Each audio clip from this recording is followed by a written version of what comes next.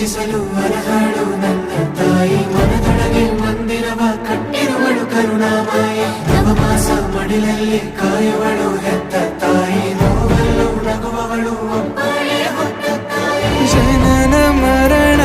ಜಗದ ಸಂತೆ